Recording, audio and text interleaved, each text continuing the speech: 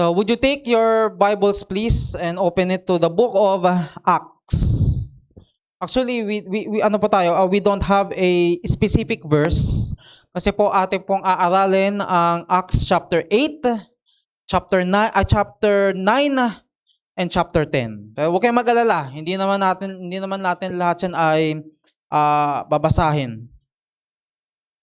So sa 3 chapters na ito, Acts chapter 8, 9, and 10, ay meron po tayong tatlong klase ng tao na makikita.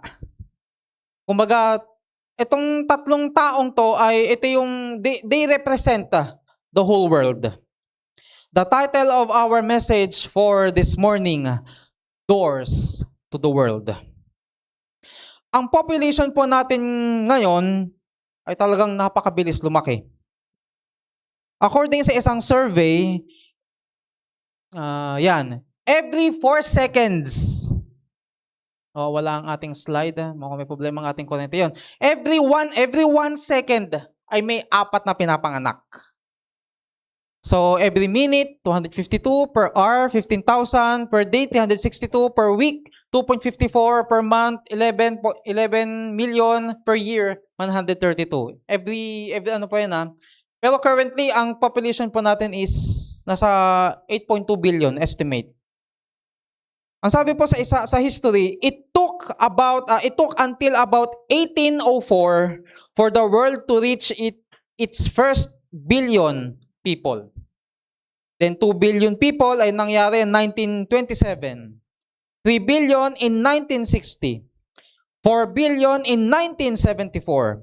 5 billion in 1987. 6 billion in 1999. 7 billion in 2011. And the world passed 8 billion on November 15, 2022. So currently, meron tayong 8.22 billion na tao.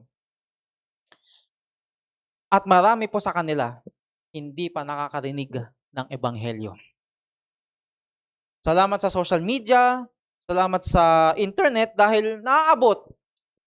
Kumbaga, yung ginagamit yung mga tools na yan para maging maabot yung mensahe ng Panginoon sa kanila. Pero anong ginagawa ng Diablo? Siyempre, yung Diablo hindi papatalo yan. Ang social media, ang internet ay bababuyin niya. Makakarinig ka ng mga maling turo. Ipapakita sa iyo ng Kristiyano na pag naging Kristiyano ka, ang hirap ng buhay mo. Pag naging Kristiyano ka, magiging magulo ang buhay mo. Na pag Kristiyano ka, dapat lagi ka nasa simbahan. Dapat lagi ka nagbabasa ng Bible. Yan ang gagawing negative ng Diablo sa mga taong potensyal na maligtas. Actually, kahit sa atin, we are being deceived. Ang Diablo ay talagang nagbibigay siya ng gulo. Alam po natin na ang Diablo ang ama ng pagkasinungaling. Mga kapatid, salamat sa Panginoon. We have the ability to reach the world with the glorious gospel of our Lord and Savior Jesus Christ. Our mandate is to take the gospel of our Lord Jesus Christ to the darkest corners of the earth. At nagbukas ang Panginoon ng pinto para tayo ay makapagbahagi ng kanyang salita. Muli, sa 3 chapters na ito, ay what you have here is the 3 conversions of 3 notable persons. Acts chapter 8 and verse 27, unang-una po dyan ay, next slide, yung Ethiopian eunuch. A man of Ethiopia, an eunuch of great authority under Candace, queen of Ethiopians, who had the charge of all her treasures and had come to Jerusalem for their worship. So ito po ay continent sa Africa. Pagka ito tinatawag natin na third world country. Ano pa? Acts chapter 9 and verse 1. And Saul, yet breathing out threatenings and slaughter against the disciples of the Lord, went out unto the high priest. Si Saul. So si Saul ay taga saan? Tarsus, sa Turkey, Middle East. So which is Asia. Next slide. Acts chapter 10 and verse 1. There was a certain man in Caesarea called Cornelius, a centurion of the band called the Italian band. So, saan ang Italy? Sa Europe. Tignan po natin kung paanong nasave itong tatlong to. Kung paanong sa tatlong taong to ay dumaan ang mensahe sa buong mundo. Lahat sila ay may iba't ibang background. Lahat sila ay may iba't ibang pinanggalingan. Pero lahat sila ay may pinagkapare-pareho. Ano yun? Number 1, all men have the same heartaches. Si Noah, may tatlong anak. Alam po natin yan, lalo na sa mga laki sa Sunday school. Si Ham, si Shem, at saka si Japhet. Yung Ethiopian ay nanggaling sa descendant ni Ham. Si Saul, si Apostle Paul, ay nanggaling sa descendant ni Shem, o tawag na Shemite or Semite. Si Cornelius was a son, descendant of Japhet. He was a European. Pero kung iti-trace nyo po sa history, lahat sila, of course, isa lang naman ang tatay natin. Wala nang iba kung hindi si Adan. Kaya ang sabi ng Bible sa 1 Corinthians 15 and verse 22, for us in Adam, all die. Ang sabi sa Romans 5 and verse 12, wherefore as by one man sin entered into the world, and death by sin, so death passed upon all men, for that all men have sinned. Kahit sino man po ang makakilala, kung sino man po ang kakilala natin, kung sino man po ang makasalubong natin, kahit anong lahi pa yan, kahit saang bansa pa galing yan, ang pinakapunot dulo ng problema natin ngayon, sabi nila, corruption. Sabi ni Jessica Soho nung umuusbong ang flood control project na yan, ang lulubog daw sa Pilipinas ay hindi pala baha kung hindi kasakiman. Tama naman siya doon. Pero ang pinaka-tamang sagot ay lulubog ang bansa natin, ang buong mundo dahil sa kasalanan. For us in Adam, all die. There is a universal problem. The problem in Africa is sin. The problem in Asia is sin. The problem in Europe is sin. The problem in the Philippines is simply sin. Ang mundo kasi ngayon ay mas binibigyan ng pahalaga yung tawag dito yung kanilang kalagayan, yung kanilang sitwasyon, yung kanilang paligid. Yung pag sinabi niya, siguro pag maayos lang ang bahay namin, siguro pag maayos lang ang kalagayan namin, maayos siguro ang magiging buhay namin. Dapat nakatira kami sa hindi binabaha, dapat hindi kami nakatira sa ganitong klase ng bahay. Mga kapatid, wala namang masama na magkaroon tayo ng maayos na buhay, na magkaroon tayo ng maayos na bahay. Pero mga kapatid, ang pinupunto natin dito, kahit anong lugar pa yan, ang magkakaproblema tayo dahil sa kasalanan. Alam niyo yung kwento ng Garden of Eden. Wala nang, sa mundong, by that time, the earth, the world is perfect. Maayos yung lugar. Perfecto yung lugar. Sagana yung lugar. Pero dahil sa kasalanan, hindi natin masasabi na magiging maayos ang buhay. Na tayo ay merong maayos sa kalagayan. Muli mga kapatid, hindi natin sinasabi na masama ang magkaroon ng magandang kalagayan. I-achieve po natin yan. Tama lang po yan. Pero ang sinasabi lang po at ang pag-aaral po natin ngayon, as long as merong kasalanan, magkakaroon tayo ng problema. Kasi itong mga nasa paligid natin, muli po. Tulad ng naging preaching kaninang umaga, walang masamang maging mayaman. Walang masamang masecure yung future natin. Pero lahat po yan, panandalian lang. Huwag na tayong tumulad sa mga unbelievers. Na ito lang ang focus nila. Yung security nila. Pero tayo, we are making sure na ang security natin balang araw ay papunta tayo doon.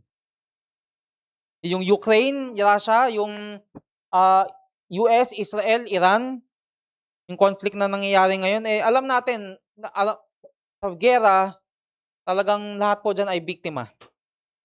Maraming naghihirap, napakalaking gastos. Pero ano pa rin ang pinaka-cause ng lahat ng yan? Kasalanan.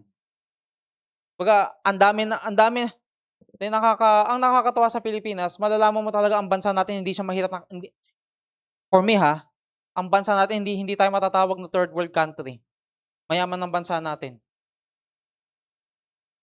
Technically, marami tayong pondo sa health. Lalo na sa mga malulubhang sakit, napakarami pa nating funds for that. Pero yun nga lang, napupunta sa iba. Isama mo na ang climate change, inflation, lahat tumataas, bilihin. Ang gas daw, magwa 114 ata this week. Lahat tumataas, sahod na lang ata ang hindi. Mga pondo, mga binubulsa, nilulusta, pinanggagala, ginagamit sa kung ano-ano para sa na dapat ay project para sa bansa natin. Nasabi daw nila, wala na raw pag-asa ang bansa natin. Unti-unti na tayong magiging miserable. Yung mga nasa mataas ang posisyon, pero hanggang ngayon hindi pa rin nakakulong. Nababayaran ng hustisya. Ang hustisya ay para lang sa mga mayayaman daw. Pero pag mahirap ka, kulong ka kagad. Walang sabi-sabi. Kaya ang mga tao nagtatanong, ano ang magagawa natin? Ano ang sagot sa problema natin? Sabi nga ni Sir Ede, simple lang yan. Isang bagay lang yan. Saka isang bagay lang naman talaga. Kung lahat tayo ay susunod sa kung ano ang sinasabi ng banal ng kasulatan, yung gera na yan, yung mga sakit na yan, yung mga kasakiman na yan, yung kaguluhan na yan, yung corruption na yan, ay unti-unting mawawala sa pamamagitan ng salita ng Diyos. The problem of this world is nothing more, nothing less, sin. All men have one problem, and that problem is sin. We are all sons of Adam. Mga kapatid, uli po, walang masamang tumulong sa kapwa, walang masamang ayusin natin yung kalagayan natin, pero dapat pagtuunan natin ng atensyon, bigyan natin ng diin, kasi ito po binibigyan diin ng salita ng Diyos, ang pinakaugat, ang pinakaproblema ng mundo natin, ng bansa natin, ay ang kasalanan. All men have the same heartaches. Number 2, all men have the same hungers.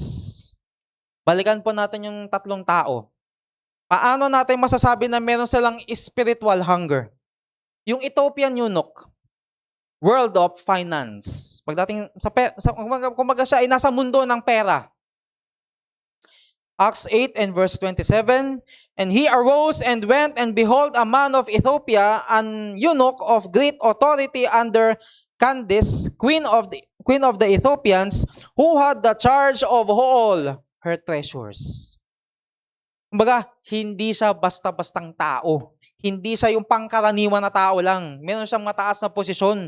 Meron siyang importanteng katungkulan. Ikaw ba naman ang may hawak ng kaban ng bayan? He is in charge of all the treasures of the queen. Pero tignan ninyo yung sinabi dun sa last part. And had come to Jerusalem to worship. Isang taong nasa gobyerno, magaling sa economics. Sana all magaling sa economics. Kasi munti ko lang ibagsak yan nung 4th year high school ako. Big shot. Mayaman. May kapangyarihan. May karangyaan. Pero may kulang sa kanya. Lahat, meron na siya. Pero hindi lahat yun nakasapat ng pinakagutom ng pangangailangan niya. Nanggaling siya sa Ethiopia. Yung estimate layo po ng Ethiopia papuntang Jerusalem ay nasa 4,000 kilometers mahigit. Kamusta naman ang transportation noon? Kamusta naman ang kalsada noon? Maaaring mas malayo pa dyan ang biniyahin niya. Kasi ngayon, modern na yan eh. Pero tingnan nyo ha, ang layo, pero nakapunta pa rin sa simbahan. Tayo, na malapit, dapat tayo'y masipag pumunta sa simbahan. Nakakahiya naman dun sa nagsipag na pumunta. Baga hindi hadlang ang layo kung talagang ang puso mo ay nandun sa simbahan. Ano pa? Si Saul or si Paul, world of philosophy. Matalino. Wala kang masasabi kay Paul. Acts 9 and verse 1. And Saul, yet breathing out threatenings and slaughter against the disciples of the Lord, went unto the high priest and desired of him letters to Damascus to the synagogues, that if he found any of this way, whether they were men or women, he might bring them bound unto Jerusalem. Si Saulo, hindi siya sa politika, pero siya ay scholar. Pag sinabing scholar, matalino, may pinag-aralan. Ang sabi daw ng mga theologians na ang talino daw ni Apostle Pablo ay katumbas niya ay triple PhD. Meron siyang dual master's, doctorate degree. Ganun daw katalino si Pablo. Ano si Pablo? Nasa magandang lahi.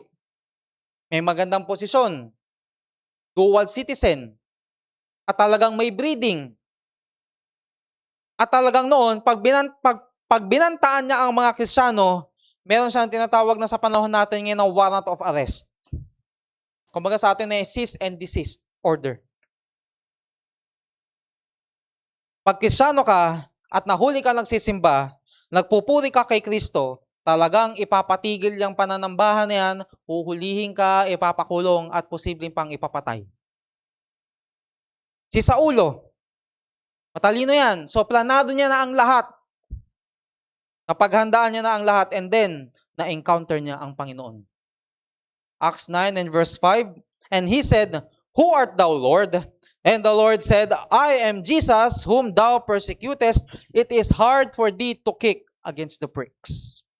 Ano po ibig sabihin nun? Si Saul, alam po natin yung kwento, na siya ang isa sa mga nagpasimula ng pagpatay or pag-stone to death kay Stephen. I'm sure, alam niyo yung kwento, kung paanong si Stephen ay nanalangin sa Panginoon, Lord, lay not their sin to their charge. I'm sure si Saul narinig yun. And I'm sure by that time, may tumutusok na sa puso ni Saul. Anong klaseng tao to? Pinapapatay na.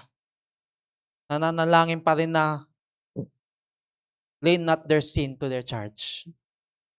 And then, kaya sinabi ng Panginoon na it is hard for thee to kick against the pricks.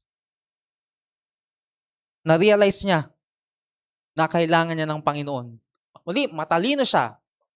May maganda siyang posisyon. May magandang lahi. Pero lahat yun, naging walang kwenta para sa kanya nung makilala niya ang Panginoon. Ayun, sabi ni Paul, I count this thing but dung. Cornelius, world of fight. Dahil sa pakikipaglaban ay talagang wala kang masasabi sa mga Romano. Acts 10, verse 1, there was a certain man in Caesarea called Cornelius, a centurion of the band called the Italian band, a devout man, and one that feared God with all his house, which gave much alms to the people and prayed to God always. Ano si Cornelius? Generous. Mahilig manalangin. Mga kapatid, take note, by this time, hindi pa siya saved. Deboto. Pero yun nga po, hindi pa siya ligtas.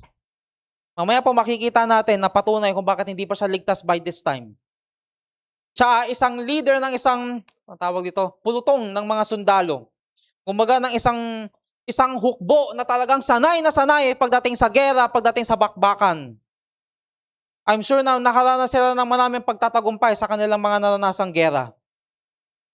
Kasi alam naman natin ng mga Romano noon, hindi naman sila war freak, pero pagdating sa labanan, talagang wala kang masasabi sa kanila. na I'm sure na itong mga to ay maraming mga medals or maraming mga anong tawag dun sa lift na yun? Talagang kung titignan mo si Cornelius, may imagine mo, kasi hindi ka basta-basta pwedeng maging leader ng isang pulutong kung ikaw ay patpatin. Imagine mo si Cornelius, malaking katawan niyan. Siguro ang jawline niyan baka yung square, pati puno. Siguro baka ano yan, bakit ka tumatawa? Nagtatawanan ako ng asawa ko. Basta ang mahalaga may jawline, kahit hindi square. Pero anyways, kidding aside, imagine mo kung ikaw ay imagine nyo ha, nakakatakot tapitan ng isang taong matipuno ang katawan. Pag lumaki ang katawan ko, huyo kayo sa akin. Pero imagine nyo mga kapatid, in reality, nakakatakot lapitan ng ganitong tao. Pero, tulad ng Ethiopian eunuch, ni Saulo, meron silang gutom na hindi masasatisfy ng kung ano man ang meron sila. Gutom sila kay Kristo. Hindi natin alam kung paano siya nagkaroon ng gutom kay Kristo. So, kaya itong tatlong to ay inorchestrate ng Panginoon. Ang galing ng Bible eh. Sunod-sunod, imagine mo 8, 9 and 10 may kwento. So I do believe na hindi yan random.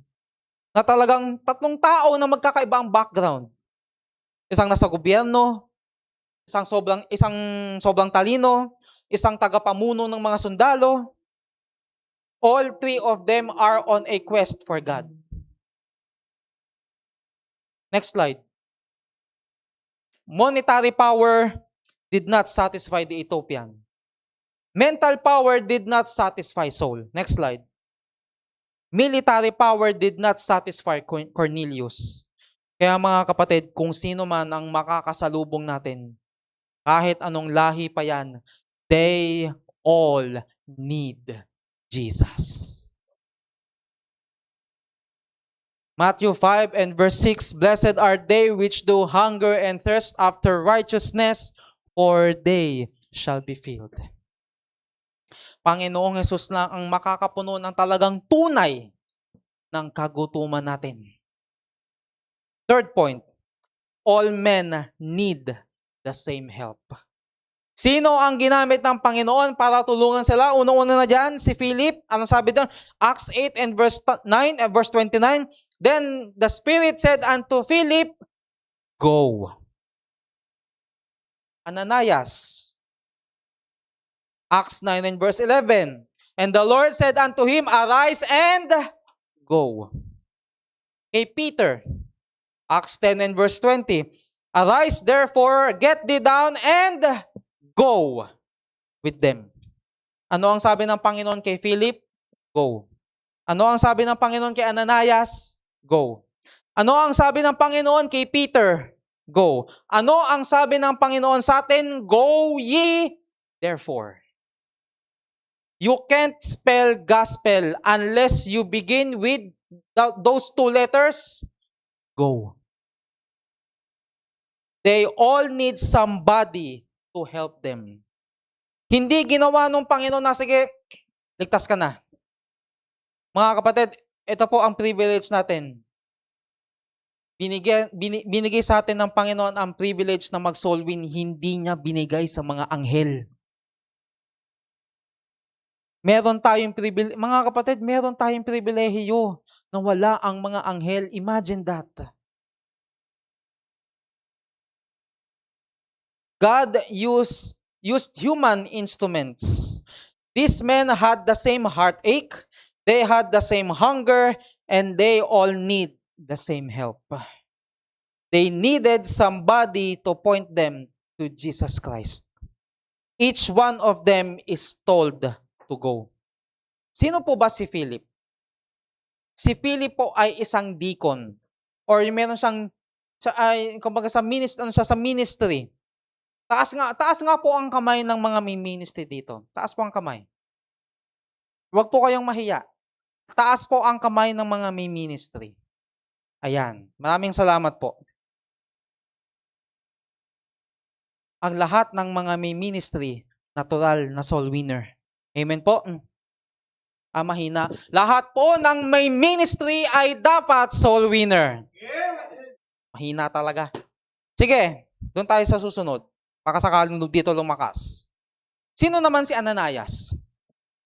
Si Ananias probably, he's just an ordinary apostle. Ordinary member. Taas po ang kamay ng sa tingin mo, ikaw ay isang ordinaryong membro. Taas ang kamay, wag po kayong mahiya. All of us, or maaaring karamihan sa atin ay nagsimula sa pagiging ordinary member. Taas ang kamay. Maraming salamat po. Kung wala kang ministry, alam mo yung ministry na laging bakante, yung laging kulang, soul winning. Kahit, mga kapatid, kahit yan lang ang ministry mo, napakalaki na ginagampanan mo sa simbahan. You are doing a great work for God. Kaya nga ang sabi ng Panginoon, kahit sa mga ordinaryong tao ng simbahan, go. You are a soul winner. Lakas po, amen po. Ayan. Sino naman? Si Peter. Si Peter ay isang preacher or maaaring isang pastor. Take 2. Si Peter po ay preacher or pastor. So taas po ang kamay ng mga inaasayan ng ating pastor sa pagpipreach. Taas po ang kamay. Ano ang utos ng Panginoon sa atin? Go. Mga kapatid, tignan nyo yung tatlong yan. Walang exempted. Ano po ulit yung 2-letter word na inutos sa atin ng Panginoon? Go.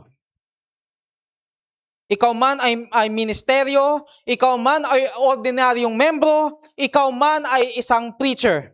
Hindi mo pwedeng sabihin na, ay Brother Alvin, ang calling ko lang ay umawit. Ang calling ko lang ay tagapakinig ng salita ng Diyos. Brother Alvin, ang calling ko lang ay tagalinis lang. Ang calling ko lang po ay mag-support sa simbahan. Ang calling ko lang po ay mag-preach. Salamat sa Panginoon dahil lahat po tayo dito ay may kanya-kanyang mga tungkulin sa loob ng simbahan. Pero mga kapatid, pag hindi tayo nagso-soul win, hindi lang tayo nakakamiss ng maraming blessing, sumusuway tayo sa utos ng Diyos. Brother Alvin, saan ako magso-soul win? Kung saan ka naroroon. Sa kapitbahay mo, sa mga kaklase mo, sa mga katrabaho mo. Yung iba, maaaring hindi makakapag-soul win. Some of you can go with your money. Some can go with your prayers. Some can go with your children. Some can go with your influence. Some can go with your testimony. Some can go with your physical body across the sea. CL, sana nakikinig ka kung nasaan ka man. Gagamitin ka ng Panginoon dyan. Mga kapatid, whether physical or monetary or through prayer, lahat po tayo ay pwedeng mag-soul win. Mga kapatid, it doesn't matter how you do it. You do whatever God called you to do it. Mga kapatid, lahat po tayo dito ay may calling. Tinawag na ibahagi ang mabuting salita ng Diyos sa mundo. Brother Alvin, busy ako eh. Napakarami kong ginagawa sa school. Napakarami kong ginagawa sa workplace ko. Mga kapatid, there are 3 abilities na pwede mong ibigay sa Diyos.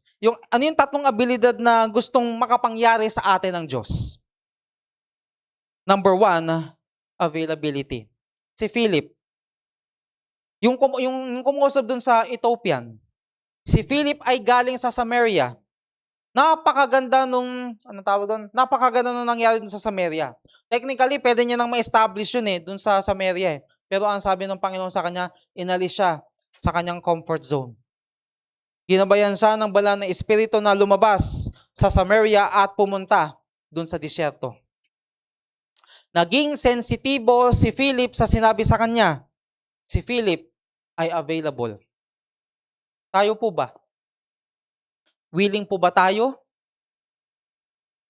Muling mga kapatid, hindi naman sa lahat ng panahon ay magiging available tayo pag Saturday. Pero sa kahit anong araw, sa kahit anong oras, sa kahit anong lugar, dapat ready tayo mag-soul win. Kaya nga po, dyan sa likod ay lagi po nating binibili na ng mga ushers natin na maglabas ng tracts. Para anytime na ikaw ay may opportunity na may makakausap, ay masyara natin. Hindi po natin sinasabi na mag-focus na lang tayo sa gawain natin sa simbahan. Hindi po natin sinasabi na mag-focus na lang po tayo sa pag-aaral. Mga kapatid, tama po lahat yan. Ipagpatuloy po natin yan. Pero kung nasaan ka man, dapat willing tayong magpagamit. Mga church, napakarami po nating preachers dito. Tawagin nyo lang kami kung kailangan po ng mangangaral. We are available. Ano ang sabi sa isang kanta? Be swift, my soul, to answer Him. Be jubilant, my feet. Our God is marching on. Availability, expendability. Sabi ng Diyos kay Ananias, ikaw ay pumunta doon at kausapin mo si Saul o si Saulo. Gamit natin yung imahinasyon natin. Panginoon, nakakapagtaka naman, yung pupuntahan kong yan, kapangalan niya yung umuusig sa atin. Ang sabi ng Panginoon, yung sinasabi mong umuusig, siya nga yung pupuntahan mo. Panginoon, sino pong kasama ko? Wala. Ikaw lang mag-isa. Imagine mo, ang ka-meet up mo ay isang serial killer. Ay isang ma-impluwensyang tao. Talagang may imagine mo, ang tindi siguro ng kaba ni Ananias by this time. Pero ano po ang makikita natin sa kanya? Ano po ang meaning ng expendability?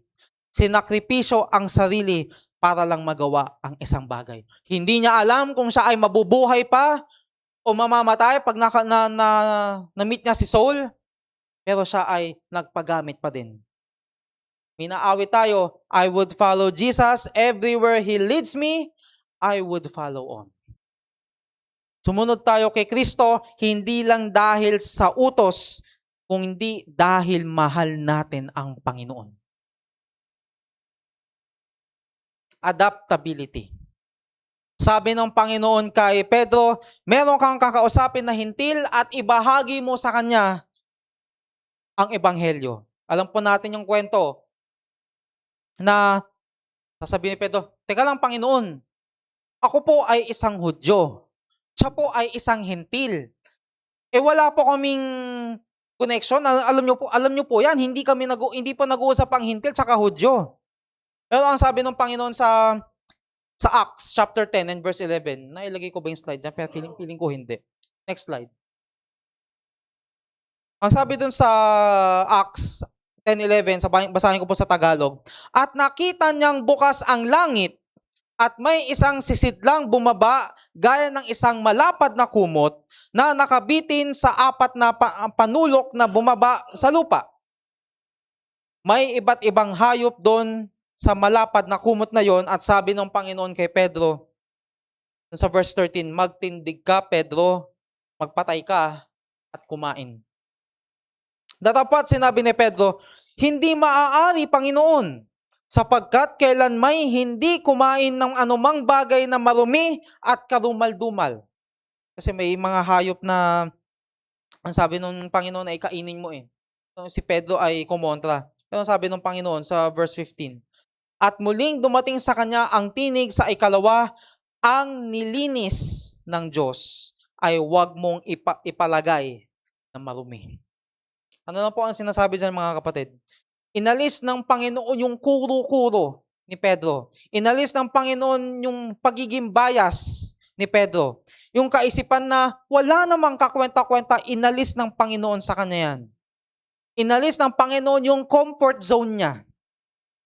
Inalis ng Panginoon yung pagiging matigas na ulo ni Pedro. Natuto si Pedro, nag-adapt, nag-adjust. Mga kapatid, bakit may mga simbahan na lumalago? Kasi willing silang mag-adapt. Yung mga kapatid, alam natin yung datihan. Yung dinadala natin ang tao sa simbahan. Ano na po yung ginagawa natin ngayon? Yung simbahan ang dinadala natin dun sa tao. Mga kapatid, kung mananatili tayo sa dati nating gawi, napakabagal ng paglago natin. Mga kapatid, ito tandaan natin na walang masama na pagsamahin ang modern and traditional. Mga kapatid, believe me, effective. Salamat sa Panginoon, sa biyaya ng Diyos. If you can notice po sa style ng turo ko, pinagsama ko po ang traditional and modern. Na hindi po ako nagko-compromise, na sa biyaya ng Diyos ay pinagsama ko tong dalawang to ay nagiging effective. Yung nagiging pagtuturo ko po sa inyo. Mga kapatid, hindi natin binabago ang ebanghelyo. Hindi natin binabuluktot ang salita ng Diyos.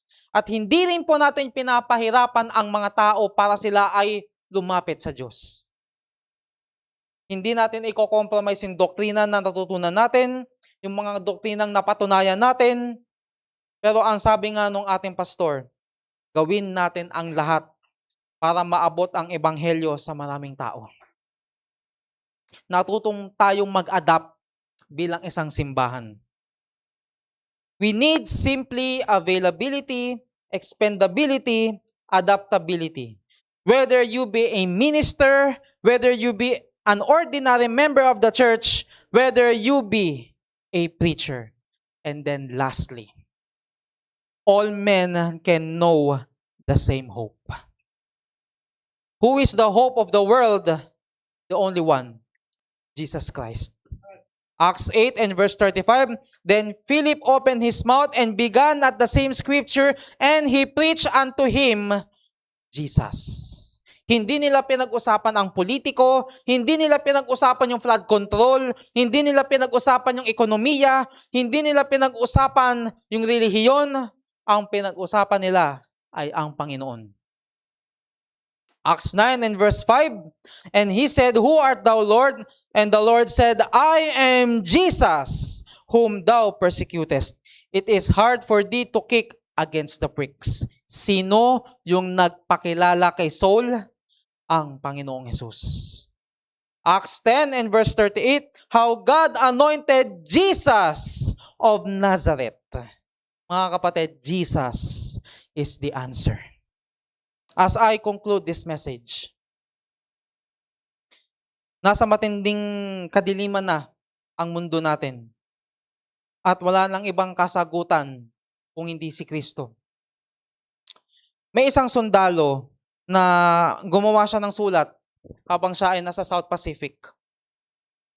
Ang sabi niya ay, Mama, tahimik dito. Pero ako ay nasa digmaan pa din. Hindi ko alam kung hanggang kailan ako dito. Hindi ko alam kung ako ay makakauwing buhay. Kaya ako po ay sumulat sa inyo para malaman ninyo ang kalagayan ko. Mama, gusto kong sabihin sa iyo na huwag kang malungkot. Dahil meron akong kapayapaan na nanggagaling kay Kristo. Nagtitiwala ako sa Kanya na ako ay mahal niya. Pag nabasa mo po ang sulat ko, ako po ay buhay na buhay. At hihintayin ko na maaaring kayo ay aking makasama pa o balang araw si Kristo. Kung titingnan niyo yung sulat, nakaka-bless. Ikaw ay nasa gitna ng giyera, pero alam mo na ikaw ay payapa. Kasi yung kapayapaan niya ay nanggagaling kay Kristo. Mga kapatid, lahat po tayo dito ay may mga kanya-kanyang mga problema. Salamat sa Panginoon dahil nagpapatuloy tayo. Salamat sa Panginoon dahil meron tayong kapayapaan na nanggagaling kay Kristo.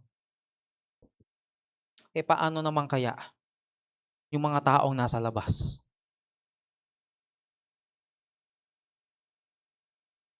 Paano nila malalaman na ang kapayapaan ay manggagaling kay Kristo?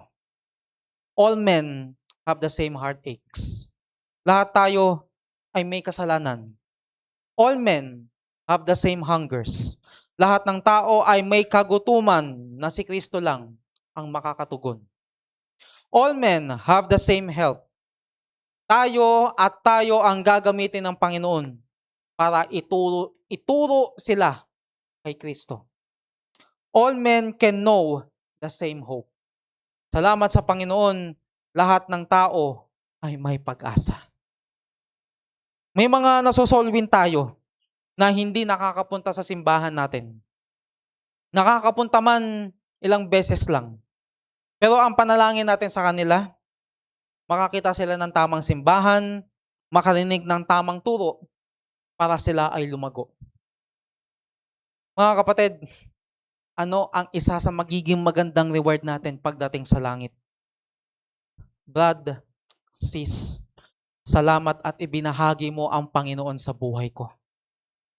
Salamat, nakilala ko ang Panginoon dahil sa posting mo sa social media. Salamat sa Panginoon. Salamat sa iyo, nakilala ko ang Panginoon dahil nakita ko si Kristo sa buhay mo. Salamat at nakilala ko ang Panginoon dahil nagtiyaga ka sa akin. Salamat sa iyo at sa Panginoon. Nakilala ko siya dahil niyaya mo ako sa Bible study. Salamat at nakilala ko ang Panginoon dahil niyaya mo kami sa simbahan. Salamat at nakilala ko ang Panginoon dahil sa babasahin na ibinahagi mo sa akin. Salamat dahil sa babasahin na nakita ko sa negosyo mo. Salamat, nakilala ko ang Panginoon dahil nakita ko ang pagbabago sa buhay mo. Nahamon ako. Mga kapatid, ang sarap mapakinggan yan balang araw pagdating sa langit. Nagsosolwin tayo, hindi dahil meron tayong upcoming baptism. Nagsosolwin tayo dahil tayo ay sumusunod sa hari ng mga hari at mahal natin ang Panginoon. Mga kapatid, let's not miss the opportunity na makapagbahagi ng salita ng Diyos. Let us do all the means. Let us be grateful dahil nasa malaya tayong bansa at meron tayong pagkakataon, meron tayong pribilehiyo na makapagbahagi ng Ebanghelyo. Tayo po ay tumayong lahat.